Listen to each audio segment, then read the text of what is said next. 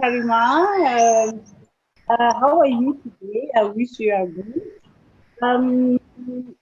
Can you please present briefly yourself, and then where are you located? Hello, good morning, Gaby. It's great to see you. My name is Karima Mansour. I'm a choreographer and a dancer and a dance teacher.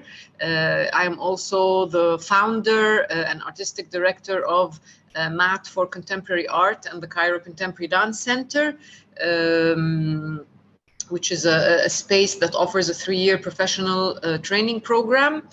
That's the long version, but the short version, I am a performer. And I am located in Cairo, Egypt.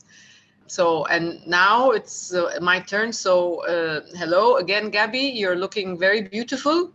And I'm really happy that we're having this conversation. And if you would kindly present yourself, who you are and where you are located. Thank you, Karima. My name is Gaby Saranouffi. I'm from Madagascar, but I'm basically based in South Africa right now. I am a dancer, choreographer, artistic director of the International Dance Festival, UTOPIAS Festival in Madagascar. And also, I am an artistic director of UTOPIAS Connection in South Africa. Yeah, that's briefly who I am. And then I love performing, and I am really happy also to be part of this beautiful program that me and you have to reconnect and connect, and we'll reconnect again. So yeah, I'm really happy to be having this conversation today. Now it's my turn to ask you a question. So,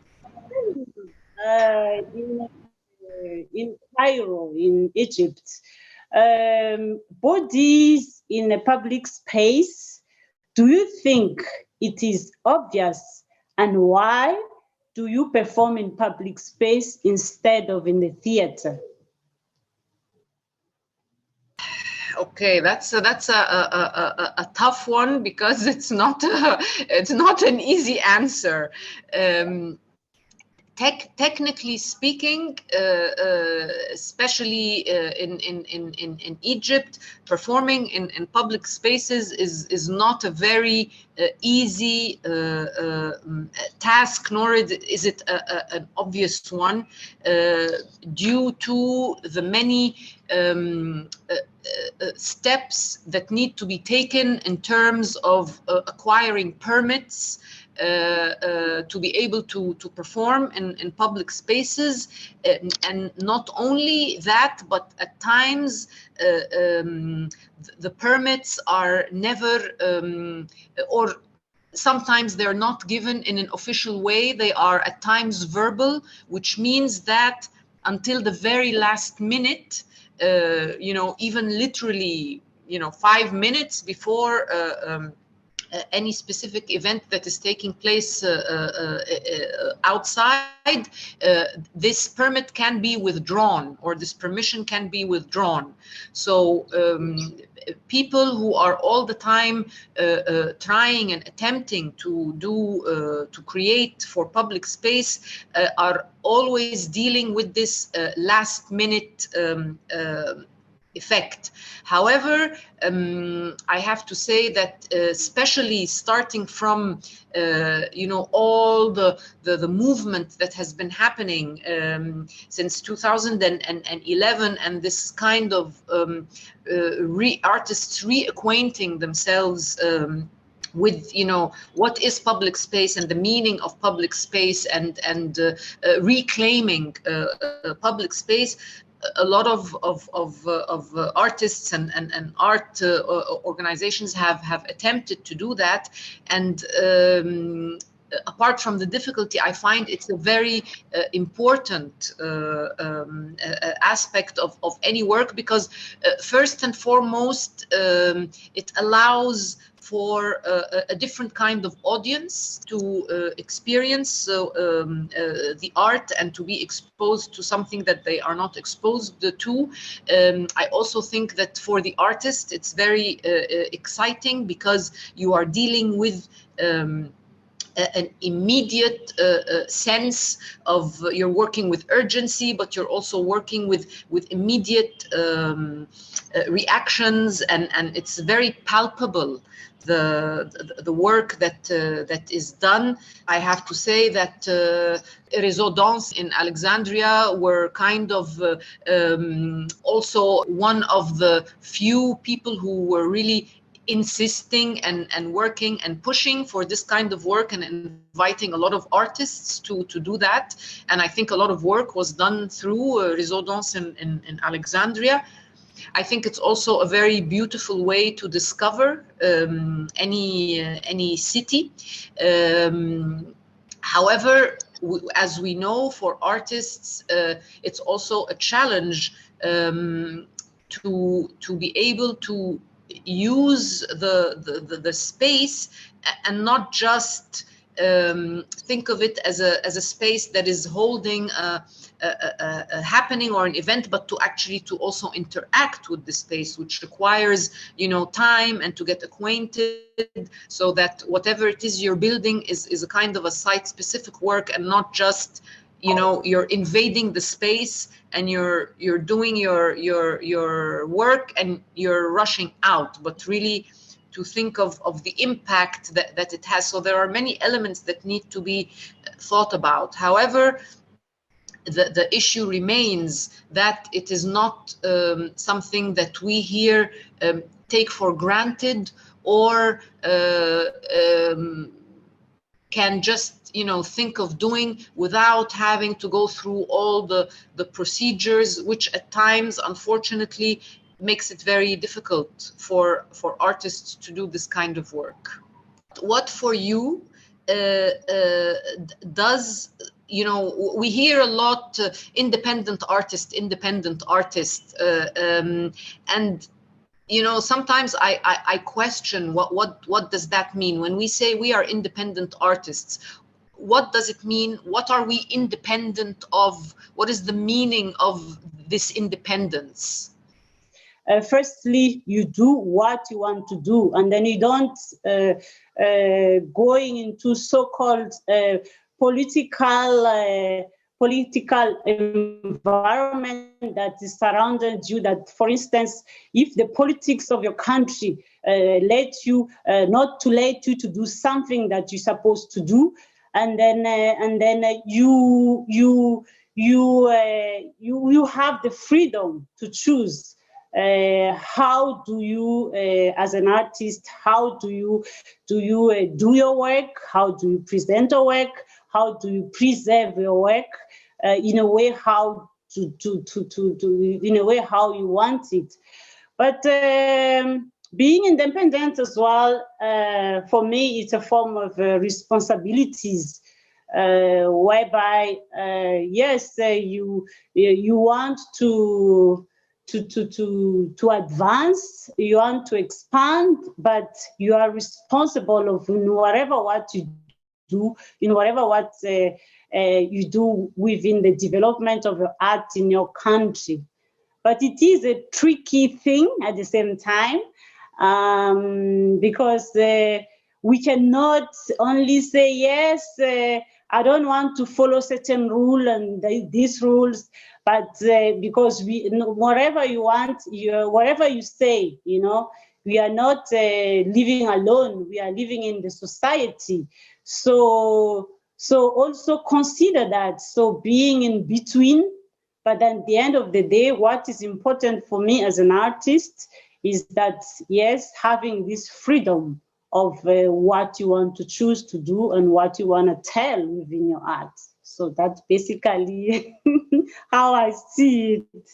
I've been in Cairo a long time ago, and then I found that there is there's a special thing that I feel about art in Egypt when it's related, especially with women and the body, dancing, you know. So can you please tell us more about how is the landscape of the dance in Cairo? And then is it easy or is it hard to be an artist, to do art as a career there, that side? Well, I think generally speaking, regardless of being in Egypt or anywhere in the world, I think being an artist is a very difficult situation to be in. I mean, I think artists have a hard time wherever they are, even if the difficulties are relative and they differ from one place to the other. But I really think that being an artist, you know, without in any way sounding like victims, because there are, because first of all, it's a choice, and I think it's a brave choice, but I think it comes with the package. I mean, this kind of suffering that is innate in that choice. In what regards to Egypt, I have to say that I know that you were here quite a few years ago, and I have to say that the landscape has changed dramatically from when you were here to where we are now. It doesn't mean that there is still so much that can be done and that should be done. However, we have in the past, I would say 20 years, have been taking you know, big steps towards change. This, of course, is a question that is always asked, given the, you know, the background and the kind of impression that people have, you know, from a country like Egypt.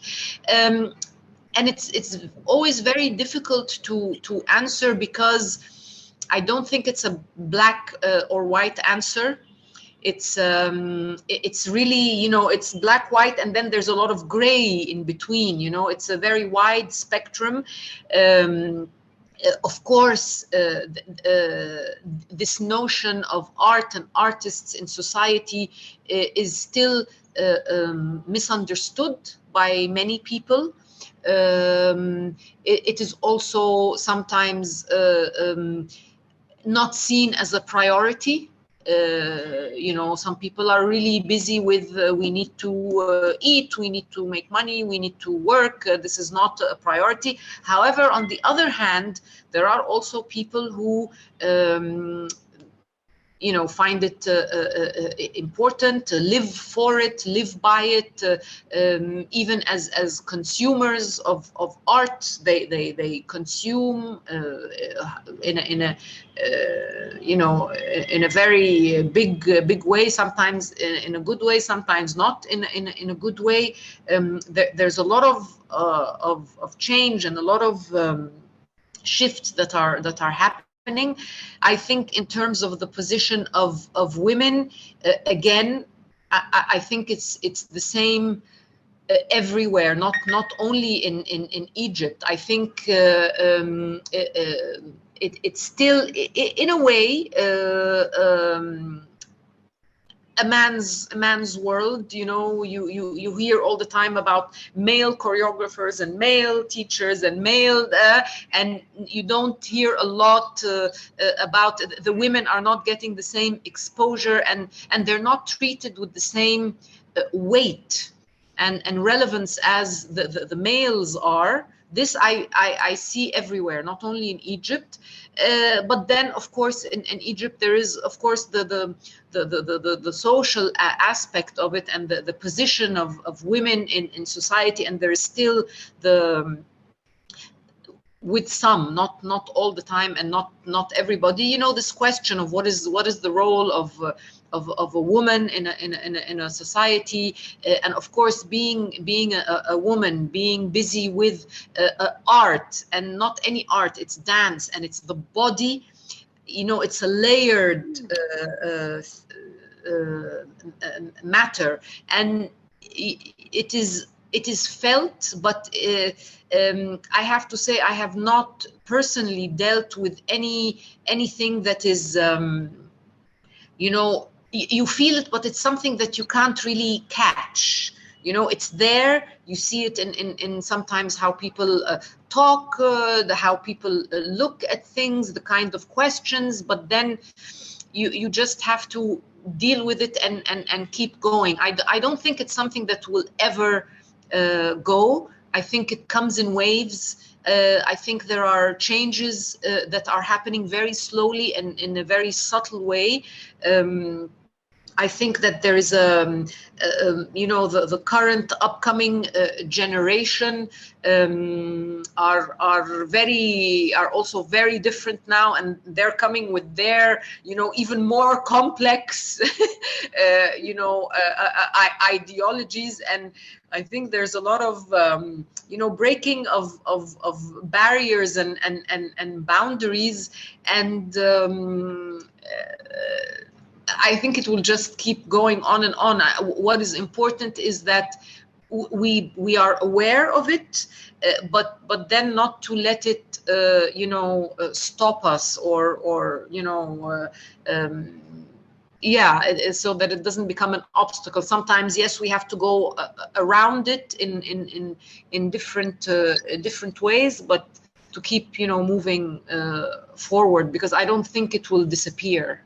Like, for instance, if I may share our experience in Madagascar and South Africa, where I live, is that, you know, women in the arts, let me say in Madagascar, women in the arts, we are considered, but at the same time, we're struggling to put the mark that who you are, what you are saying, you know, it is always difficult. Like me, for instance, being a woman in my country, and then trying to shake things to happen by organizing a festival in a place whereby you think that it's impossible to organize.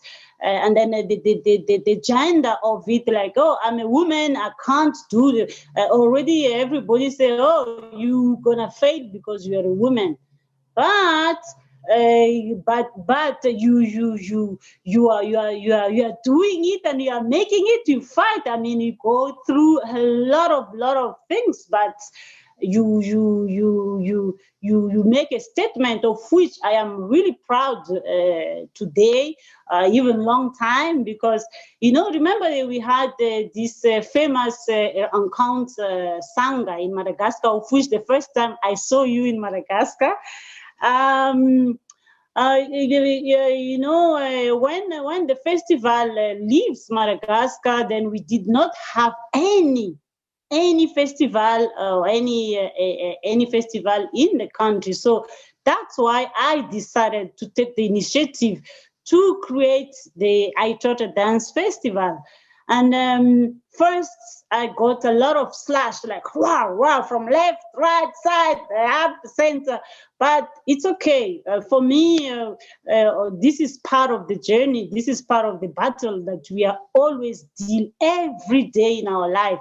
But finally, now the festival is really a successful festival, of which we develop a lot of young artists that now recognized internationally. They managed to go and travel outside of Madagascar because of the festival, and then I even get a medal from the Minister of Arts and Culture, Chevalier de l'Ordre National des Arts, of which for me, this is an achievement. This is a proof that, yes, it's not because of we are a woman, you cannot do anything. So it's not also because of you don't have the what you call it, the money. Money is power. It's not about money only. It is about the definition of what you want to do. We all have brains. We all have ambitions. So yes, it's proven, and then that yes, it can work. You have to. If you don't have the tools, you create the tools. And then being a man or a woman, it doesn't matter. What is matter is that we are doing what you wanted to do and what you want to achieve. So today, like we are talking, yes, I am also part of the woman that is respected in my country. And then you also go present your country when you go outside to perform of your country. You are the ambassador of your art. You're ambassador of your country, you know. So yes, this question of the women and the art and women and politics, etc., yes, it is sensitive, but it's an eternal battle. So actually, let me bounce off, this topic that we can go on and on about, because it's it will not finish in 5 minutes, and go into my second question to you, which is, do you think that art is political? It depends on how people see and conceive the art. But for me, basically, how I feel and how I see is that there is a determined common determination within the art and the politics. Dance, art and the politics, they cannot separate, you know. So in terms of, like, for instance, the sense of having the power, and the art is power, and then the sense of having also the social impacts in it. So yeah, it is a difficult one, but I think as an artist, we are engaged. We are determined. Especially when I talk with my case, that yes, I am engaged with my society, with the people that I live, whereby I am also participating in development within the society. Dance for me is not about only about the beauty of it, not only the aesthetic part of it, but also you have the message, you have your fight, you have your say through your creativity, through your dance. So, yeah. So now it's for me to ask you a question. Yes, Karima. Yeah. Have you ever collaborated with African artists around with artists, especially in Africa? Yes, I have collaborated with several. I have two works that I created in collaboration with a beautiful artist who unfortunately passed away, Beatrice Combé, from Côte d'Ivoire. Beatrice actually was invited to Egypt, where she spent several months. This was quite a while ago, in 2001 and again in 2003. So she came to Egypt several times, and we created a solo for me. So it was a solo that I performed, and it was titled Solo, and it was like a joint collaboration. And then she came back a few years later, where we created together a trio It was Beatrice, myself, and another dancer from Côte d'Ivoire called Mogiba Marios. And this trio was called Games. And we actually performed the work in Alexandria. And we also performed it in Germany, in Hamburg. We toured with it, and we were supposed to perform it in Cairo in 2003, but then again, it wasn't in a public space, it was in a theater, but the performance got cancelled, and there was a big commotion about the work. I also created a duet called Temporain with Ahmed Compaoré, who is a musician based in Marseille. He is half Egyptian, half Burkinabe. And he's based in Marseille. So I have worked with a lot of. I also was invited to Gabon a few years ago to give a workshop. It was through École des Sables, who invited me to go and teach this workshop in Gabon, and this was an incredible experience to work with the dancers from Gabon, but there were also dancers from different from Cameroon, and they came from different areas. This was also an incredible experience that I thoroughly enjoyed. So for me, this is not just an idea or a concept. This is something that I have indeed lived and applied through my work and experienced, and something that for me comes it's a given, and I think it is also very important. And I also in terms of also North Africa, I have taught workshops in Morocco, and I have encountered a lot of dancers from Morocco and from Tunisia, and also we've had dancers from Africa, from all of Africa, who have also been part of the school. They have passed through the program as visiting dancers and guest artists. I've also invited teachers to come and teach. So from Africa. So this is something that is very important for me, and it's something that I truly believe in.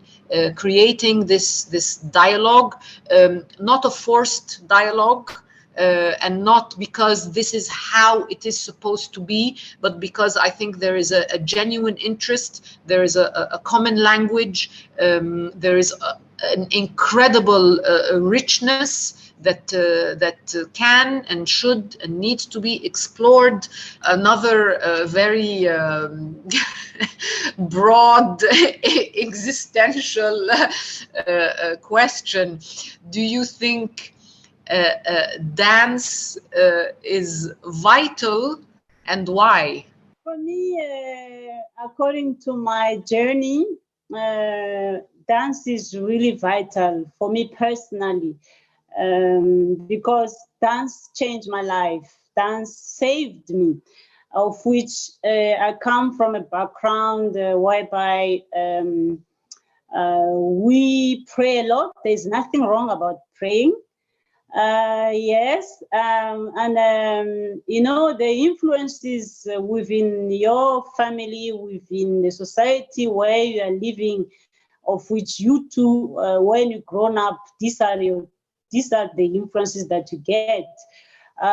In my childhood, I wanted to be a sister, go pray every day. There's nothing wrong about that. But when I encounter dance, everything changes. You know, my life completely changed. Then I continue with dance until today, because for me, dance is not only about dancing, but it is also connecting myself, into the spiritual world, into the people where I live surrounding. So I find peace and truth within me through dance. And I believe that through now the creation that I do, because I'm quite engaged also within the social problematic that which is mostly related to women. And these are the tools, the most powerful tools for me to live and have hope, and also share to the world your thinking, your thought, and about who you are. So yeah, it is a vital for me to dance. It's not a hobby, but it is my life. Dance is my life. That's how I see. Thank you very much for the VIADANSE to organize this beautiful encounters within the artists.